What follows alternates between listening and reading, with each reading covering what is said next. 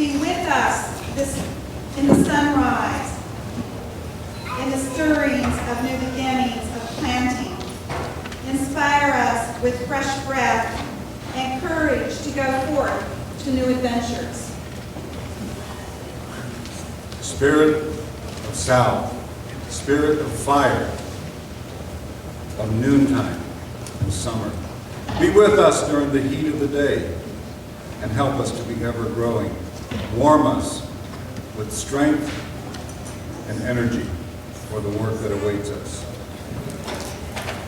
Spirit of the west, spirit of water, of evening and autumn, be with us as the sun sets and help us to enjoy a rich harvest. Flow through us with a cooling, healing quietness and bring us peace. Spirit of the north, spirit of earth, of nighttime and winter, be with us in the darkness and the time of gestation. Ground us in the wisdom of the changing seasons as we celebrate the spiraling journey of our lives.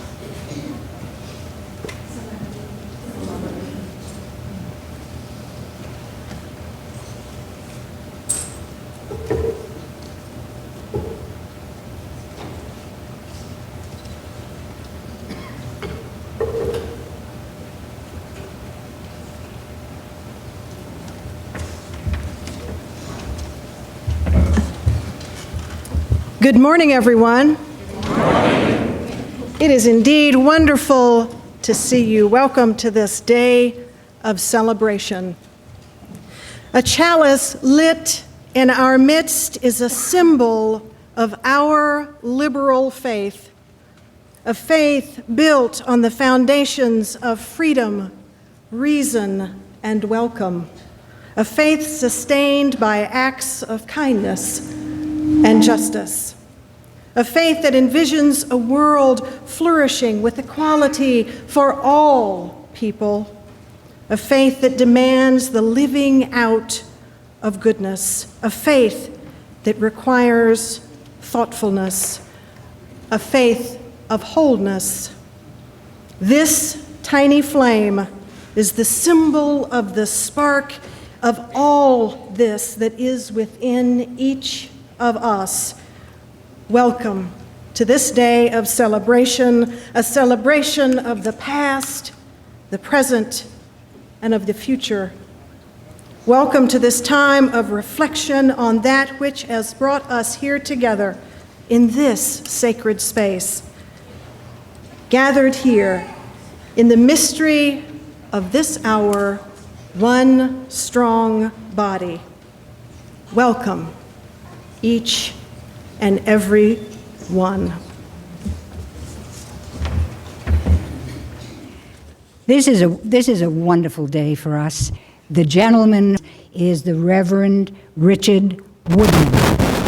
And Richard Woodman was the minister here when the church was then down in South Tampa in the 1960s.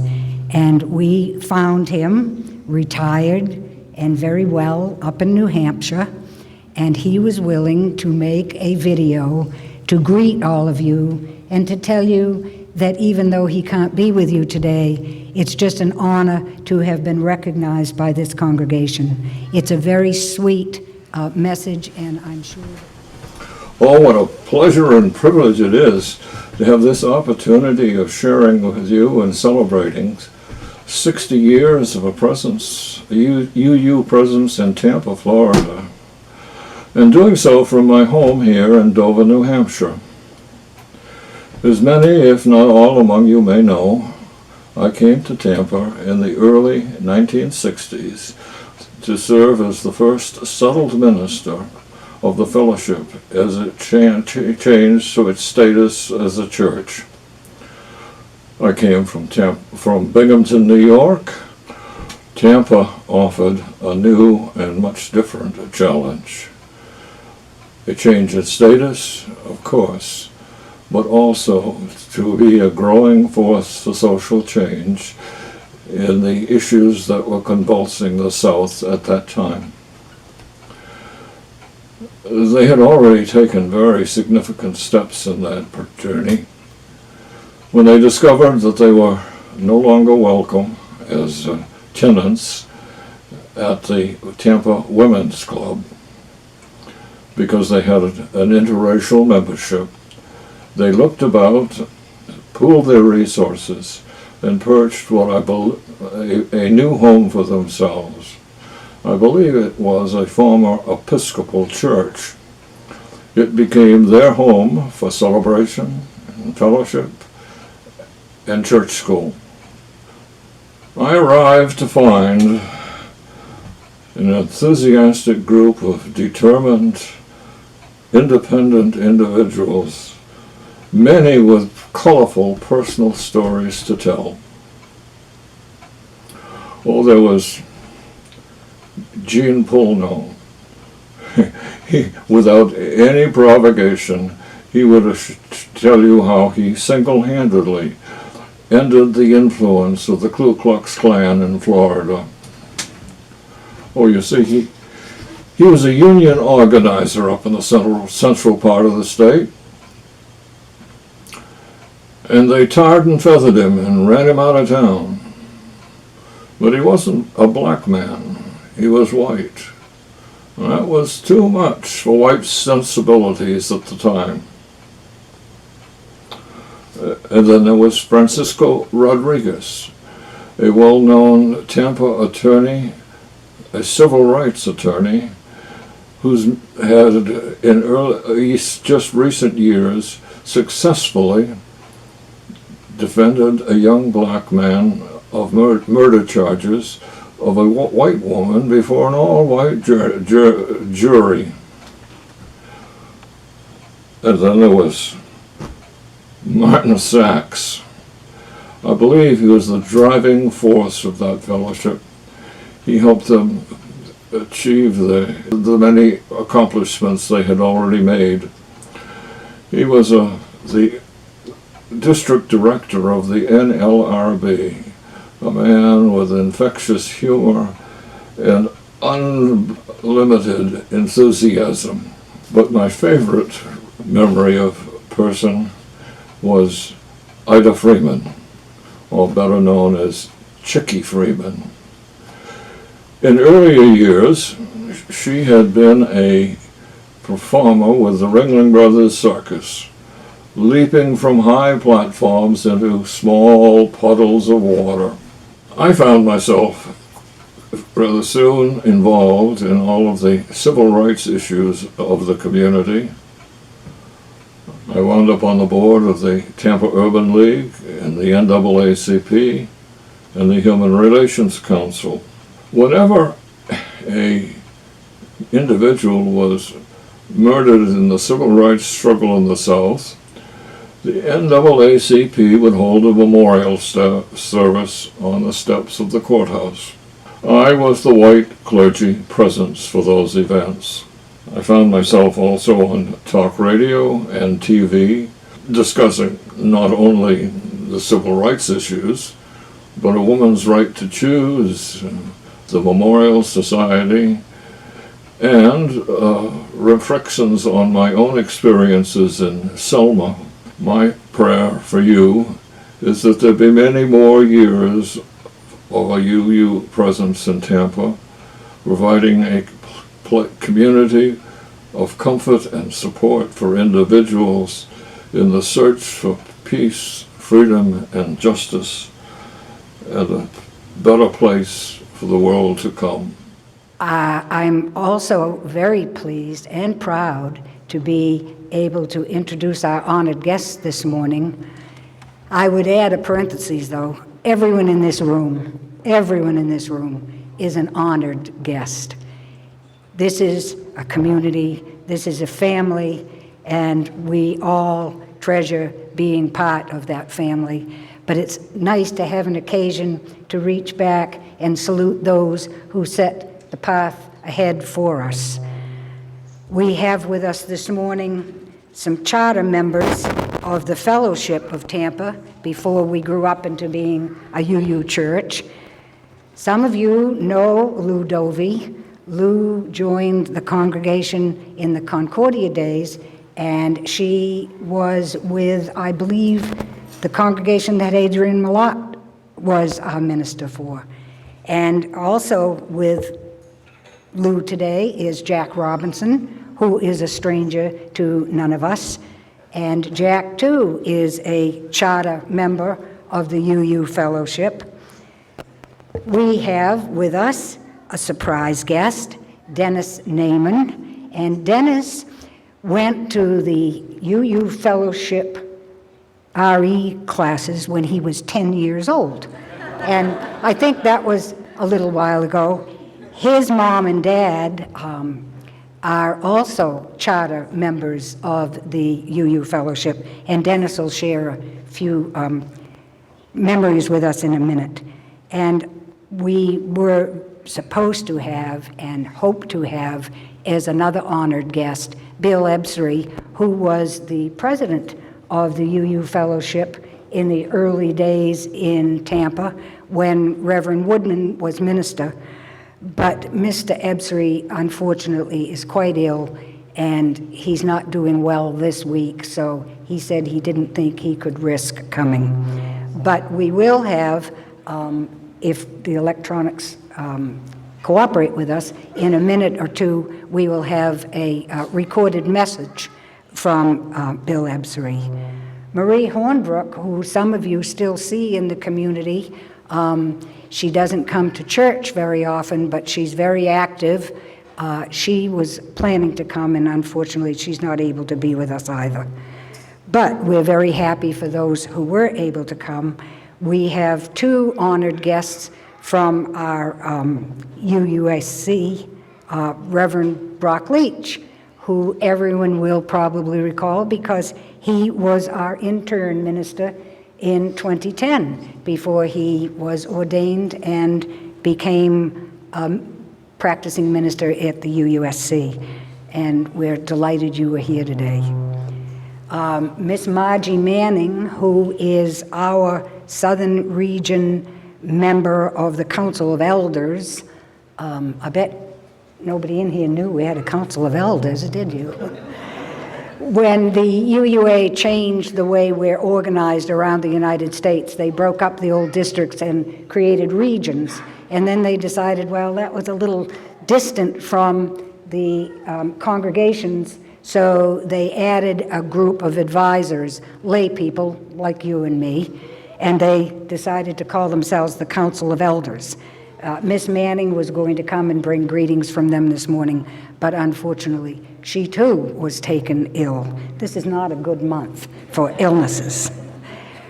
But we appreciate the fact that she had intended to come, and we are grateful that they are willing to reach out to us from the national level. We have also with us this morning Barbara Johnson, who I think needs almost no introduction at all in this group. Barbara has been active in this congregation for many years, and we're delighted she is with us today. Barbara, thank you for coming. And our own Patricia McCracken, who, as you all know, was one of the very early members here of what we now call the UUCT. We have two special young guests this morning. Victoria Wooded Colina now, and John Russell. Victoria and John went through our RE program back several years ago now. They have been lifelong Unitarians, and they have started their own families and are bringing us Generation 3 of UUCT members. And some of you might remember that Victoria's son, Arden, was greeted, what do we call that ceremony? Dedicated, thank you. Was dedicated last year here at UUCT. We also received greetings from former ministers. Adrian Malott, who is in Chicago teaching now, said that he could not be with us, but he sends all good greetings and has great memories of this congregation when it was in its early stages. We got a lovely message from Mike Young, who was the minister here from 1982 until 1995.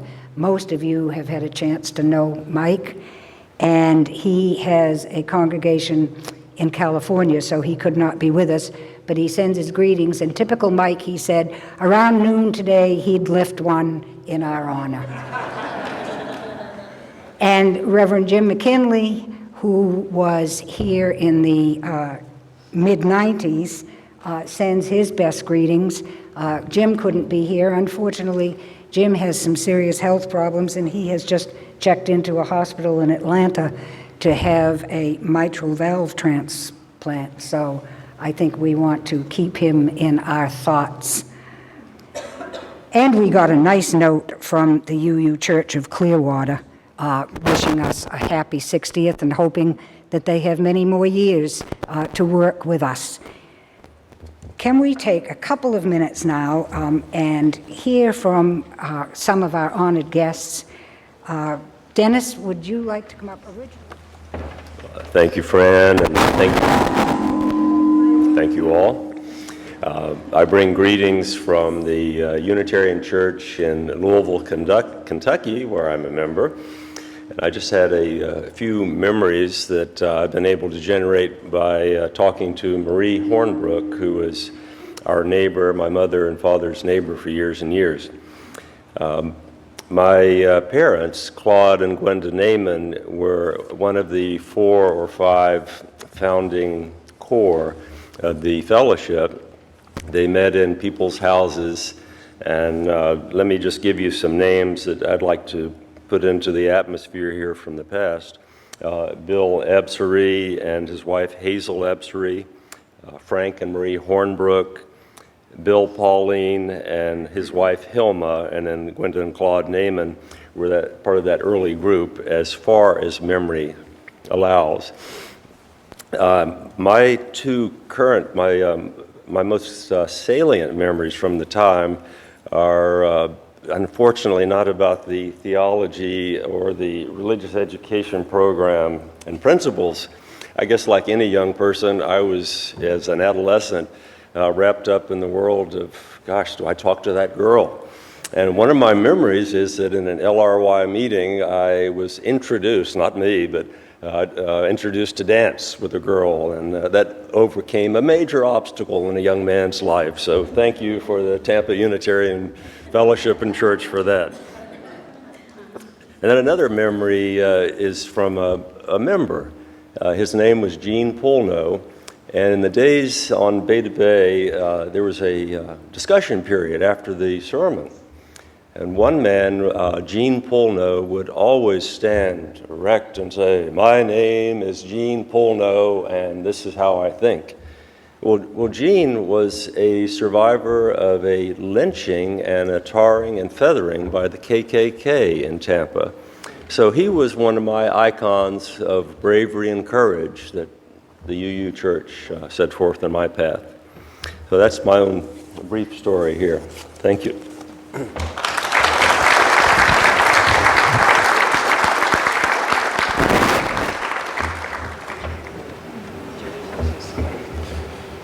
I'm Jack Robinson. I'm very much pleased to be with you here today. My wife, Bobby Robinson, died in 2008. But I feel like she's here in spirit with us today. One of my favorite memories of this church was a marvelous memorial service that you all gave us after Bobby died. It was based on a Hawaiian theme and just was marvelous, especially with Bill Bleimiller's special help. Thank you very much. I'm pleased to be here.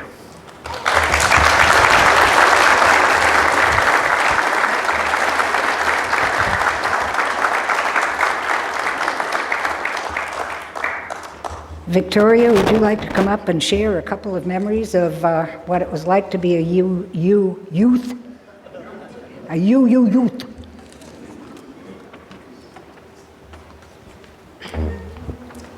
Good morning, everybody. My name, as most of you know, is Victoria. I grew up in this church, and a fun fact, my son will actually be a fourth-generation Unitarian.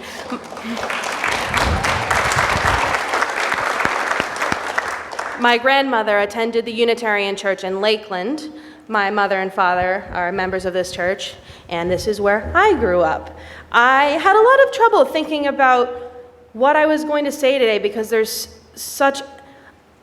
This church and growing up a Unitarian have impacted my life in a huge number of ways. So I'll just share, I guess, a couple of memories with you. I remember once with the YRUU group, the youth group at the time, we put on the entire service for the church when Marjorie Bowens-Wheatley was our minister, as you may remember, Katie. And it was just such a marvelous and empowering and beautiful experience that I remember to this day. And another wonderful thing I was able to do was I was able to go and represent the Florida district as our district youth representative at a national conference for Unitarian youth. I was able to do that twice in Boston.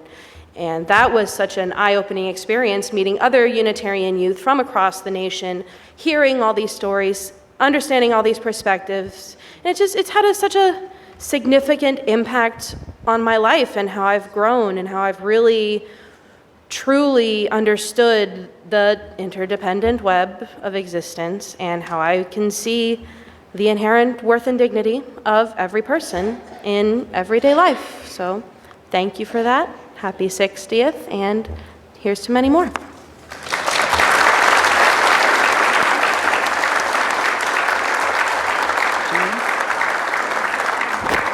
John, would you like to come up and share a couple of thoughts?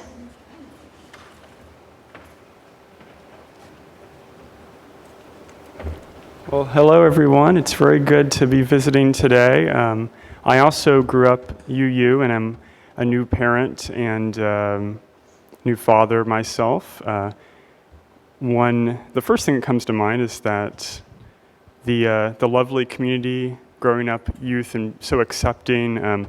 I look at our core values of search for truth and meaning and the encouragement of spiritual growth, and I can appreciate that as an adult, being exposed to so many different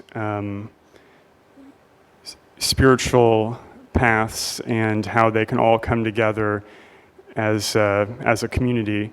And that was a great way to grow up as a youth and a great way to live life as an adult. Growing up in the youth group was very meaningful to me. I met lots of great adults that become mentors and friends.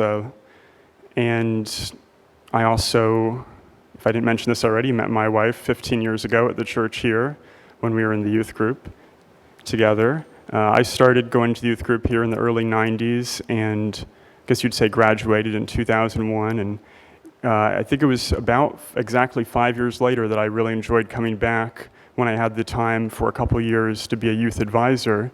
And I encourage everyone to do that if you get a chance to work with the youth here and share what you've learned in your life, because it's really a very meaningful and a great way to give back and become connected with the next generation. When I was younger in the youth group, we went to conferences. They're called cons, and it was a very new experience and a very fun way to meet other youth around the state and also around the country. These are weekend-long events, and they're exploring spiritual paths, friendship, the meaning of life, and I think it's great that the UU Church continues to grow and have new generations. So thank you for letting me remember today.